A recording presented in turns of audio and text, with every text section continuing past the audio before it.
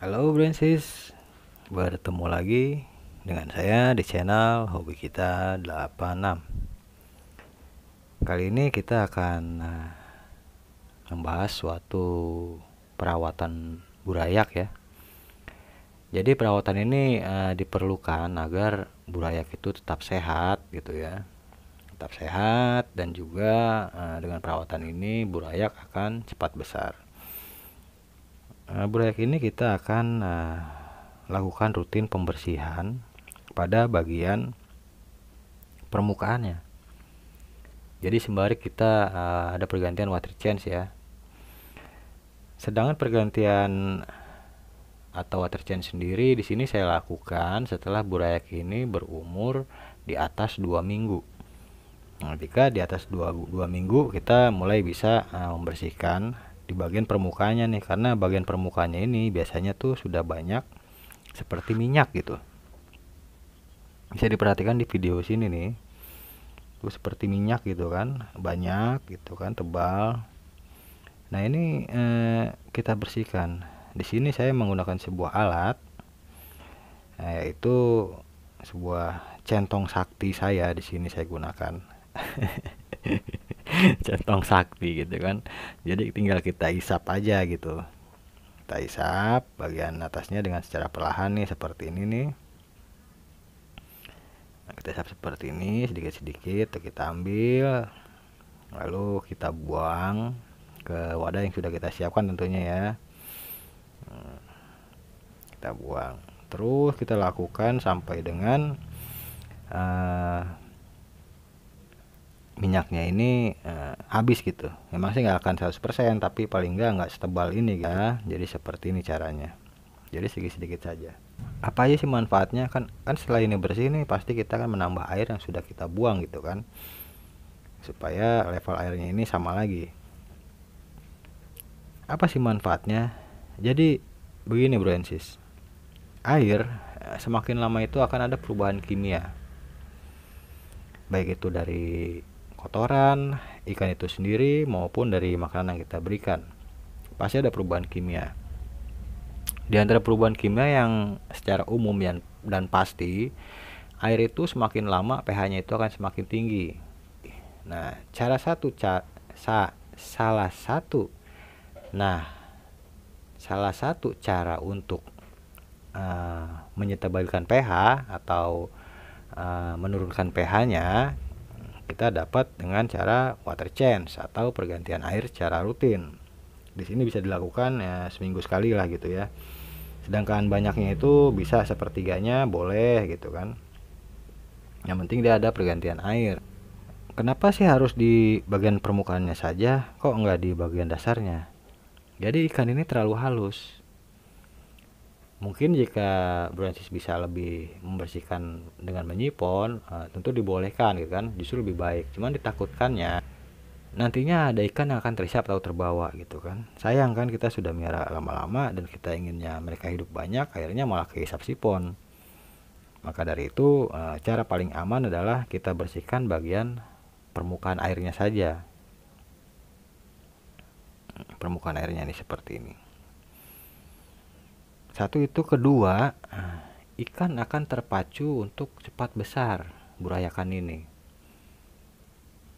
Karena jika kita perhatikan gitu ya, setelah ikan ini kita bersihkan nih, kita tambah air gitu kan, ikan itu kan terlihat lebih segar gitu. Itu satu. Kedua, nafsu makan itu akan bertambah. Ya, itu udah hukum alam ya. Semakin banyak makan tentunya akan semakin besar. Jadi itulah kelebihan-kelebihan atau manfaat yang kita bisa dapatkan jika kita rutin mengganti air pada wadah burayak. Yang pertama tadi bisa menstabilkan pH air. Kedua, dapat memicu pertumbuhan ikan. Yang ketiga, tentu saja dapat mengurangi resiko kematian. Karena apa? Karena di air yang lama itu tentunya sudah ada perubahan kimia sehingga pH naik, dan saat pH itu naik, ikan itu akan mudah stres. Nah, saat ikan itu mudah stres, maka akan mudah terserang penyakit, apalagi saat musim hujan atau pancaroba ini gitu kan, dimana bakteri itu lebih cepat berkembang dengan air yang dingin gitu. Jadi salah satu caranya yaitu ya seperti ini gitu kan. Jadi pH-nya itu kita stabilkan. Jadi yang lebih aman itu ya kita rajin mengganti air aja seminggu sekali sebanyak sepertiga bagian. Nah, setelah bersih seperti ini, kita memerlukan sebuah alat lagi. Alat yang diperlukan sini adalah sebuah botol minuman mineral yang bekas ya, 1,5 liter. Lalu kita kasih ini selang seperti ini, saya selang seperti ini, supaya kita bisa mengatur turunnya air jangan terlalu deras. Jadi kita kasih pembatas impusan ya. Jadi impusan itu untuk menyetel derasnya air yang keluar dari botol ini gitu kan. Jadi saya kan pakai gravitasi doang. Sebenarnya sih bisa aja kita langsung tuang gitu kan dengan menggunakan apalah gitu alat bantu, misalnya dengan ciduk gitu kan. Kita sedikit-sedikit gitu, kita isi gitu kan. Jadi kelebihan di sini jika kita mengisinya secara pelan-pelan ini, satu, ikan tidak kaget gitu kan, karena perubahan airnya itu sedikit demi sedikit. Ikan tidak kaget. Kedua, kelebihannya adalah kotoran yang di dasar wadah ini nih, tempat memelihara ini, itu tidak akan membuat airnya ini menjadi keruh gitu. Ya meskipun nanti juga akan mengendap kembali. Tapi kalau pelan-pelan begini kan kita lebih manusiawi gitu ya. Kasihan juga ikan gitu kan. Main kita taruhkan yang ngecang, namanya kita piara ya sebaik-baiknya lah kita bermelihara meskipun seekor hewan gitu kan. Jadi kita setel pelan-pelan supaya airnya ini tenang saat menambahkan air. Jadi ini sih cara saya gitu kan. Jadi secara pelan-pelan air itu menambah, dan ikan itu pun juga tidak kaget gitu dengan baik perubahan suhu maupun perubahan yang terjadi di dalam air gitu kan, yang air lama terketemu dengan air baru. Nah, jadi seperti itu aja tipsnya ya, Bro NC. Cara agar burayak ikan cupang kita nih selalu sehat dan cepat besar. Oke, semoga saja tutorial ini bisa menambah sedikit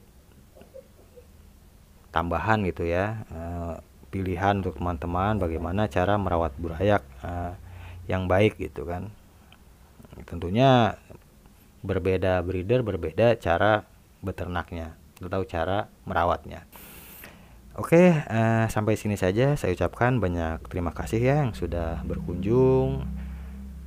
Tentunya jika ada tambahan-tambahan gitu kan untuk menambah ilmu admin nih, saya ucapkan banyak terima kasih. Silahkan menambahkan komentar. Oke, seperti biasa saya akan selalu bilang salam sukses buat kita semua. Sampai bertemu lagi di video berikutnya.